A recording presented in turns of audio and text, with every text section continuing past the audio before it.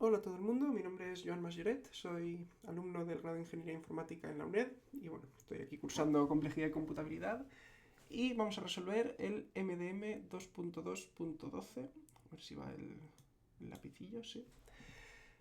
Dice así, la máquina de Turing M127 está en LNE, ¿verdadero o falso? Bueno, para resolver esto primero vamos a repasar un poco la teoría. Primero, ¿qué es esto de la máquina de Turing 127? Bueno, supongo que a estas alturas del curso ya lo tenemos muy trabajado, pero bueno, lo podemos repasar. Si por ejemplo tenemos una máquina de Turing con esta codificación, 0, 1, 0, me la invento sobre la marcha. Vamos a poner aquí esto mismo y esto mismo. Bueno, estos palitos son unos, ¿vale? Esto significaría que tenemos una máquina de Turing que tiene una transición y que esa transición consiste en que si estamos en el primer estado, que sería q0, y leemos el primer carácter, que sería un 0, nos vamos al segundo estado, porque hay dos ceros, que sería q1, escribimos el segundo carácter, que sería un 1, y nos desplazamos, en este caso, a la derecha. ¿Que hay una transición más? Pues veremos aquí dos unos y otro churro de ceros y unos que nos representarán la siguiente transición. Entonces, si nos dan un número para obtener esta codificación, por ejemplo aquí nos han dado el 127, pues lo pasaremos a binario y quitaremos el 1 inicial.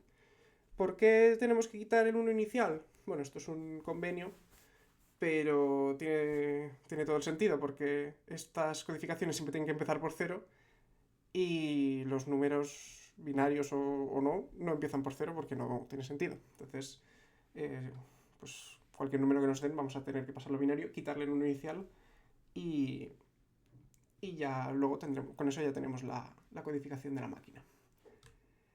Luego, lo otro que tenemos que saber es qué es esto de LE y LNE. Por aquí os dejo también las páginas donde está en el libro.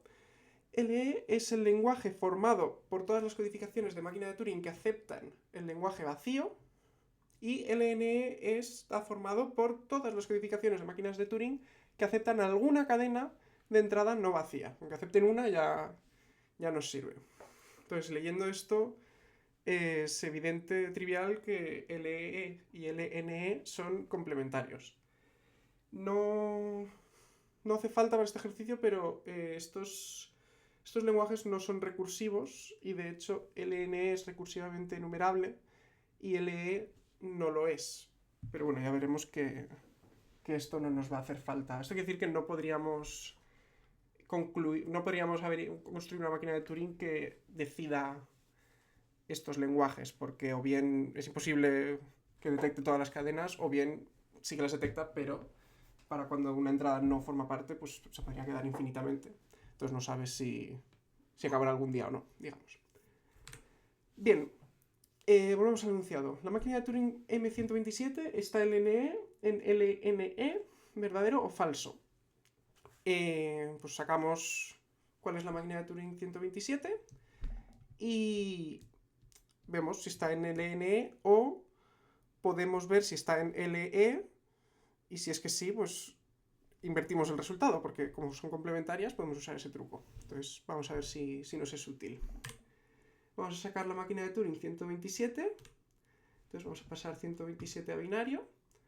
Yo lo voy a hacer contando potencias de 2. Entonces, 2, 4, 8, 16, 32, 64, 128 me he pasado. ¿Vale? 127 sería este código de aquí. Entonces, la máquina de Turing, pues si estos son 7 unos, pues la máquina de Turing correspondiente serían estos 6 unos. ¿Vale? Hemos visto antes qué pinta tendría que tener esto, con ceros y unos, donde los ceros nos indican pues dónde están las transiciones y los caracteres que se leen y los que se escriben, y esto no se corresponde con esto.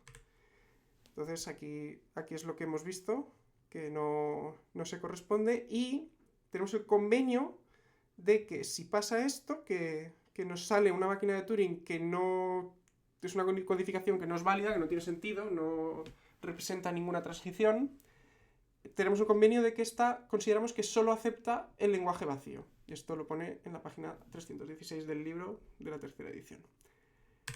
Entonces, con esto pues ya podemos resolver el ejercicio. ¿Por qué? Pues porque sabemos que la máquina de Turing 127 solo acepta el lenguaje vacío, por el convenio que hemos dicho antes. Entonces está en LE. Como hemos dicho antes, LE y LNE son complementarios, por lo tanto M127 no está en LNE, con lo cual, si el enunciado era este, pues sabemos que es falso. Vale, pues a modo de conclusiones, este ejercicio era sencillito, hemos repasado qué es la máquina de Turing iésima y cómo resolverla a partir del número. ¿Qué sucede si el código no corresponde a una máquina de Turing posible? Ya hemos visto que es que solo acepta el lenguaje vacío.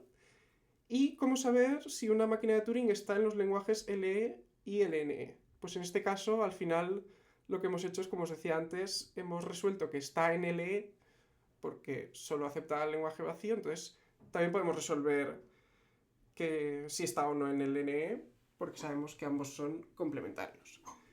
Entonces, a modo de pregunta abierta para el público, puedo preguntar, si nos dan una máquina de Turing que nosotros podemos ver mediante el diagrama de transiciones que acepta alguna cadena y nos preguntan si está o no en LE, ¿cómo lo resolveríamos? Y nada, dejo aquí el vídeo. Muchas gracias por la atención y un saludo.